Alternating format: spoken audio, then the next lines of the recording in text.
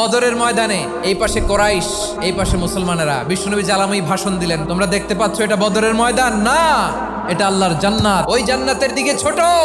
বিশ্বনবীর কথা শোনা মাত্র সাইয়েদনা উমাইর ইবনুল হুমাম বললেন বাখ বাখ, মানে চমৎকার। বিশ্বনবী বললেন মা ইয়াহমিলুকা আলা কওলিকা বাখ বাখ ইয়া উমাইর, আমার এই কথা শুনে তুমি কেন বললা বাখ বাখ? ইয়া রাসূলুল্লাহ, আপনার এই কথা শুনে আমি বড্ড খুশি হয়েছি, আর আমি প্রত্যাশা করছি আমি যদি ওই জান্নাতের মালিক হতে পারি তাহলে কতই না ভালো হতো। সুবহানাল্লাহ বলেন। বিশ্বনবী বললেন উমাইর আনতা মিন আহলিহা, তুমি ওই জান্নাতের অধিবাসী, তুমি জান্নাতি। উমাইর চিন্তা করলেন আমি জান্নাতি, নবীর মুখ দিয়ে যখন বেরোইছে ওই জান্নাতে তো আমার ঢুকতেই হবে, কিন্তু হাতে 3টা খেজুর খেয়ে যদি জিহাদের ময়দানে যায় তাহলে জান্নাতে যেতে তো দেরি হয়ে যাবে। এই চিন্তা আসা মাত্রই খেজুর 3টাকে তিনি ছুঁড়ে মারলেন, তলোয়ার বের করে আল্লাহু আকবার বলে বদরের ময়দানে ঝাঁপিয়ে পড়লেন। আল্লাহর শত্রুদেরকে কচুকাটা করে এক পর্যায়ে শাহাদাতের সুধা পেয়ে নিজেও জান্নাতি হয়ে গেলেন। পড়েন সুবহানাল্লাহ।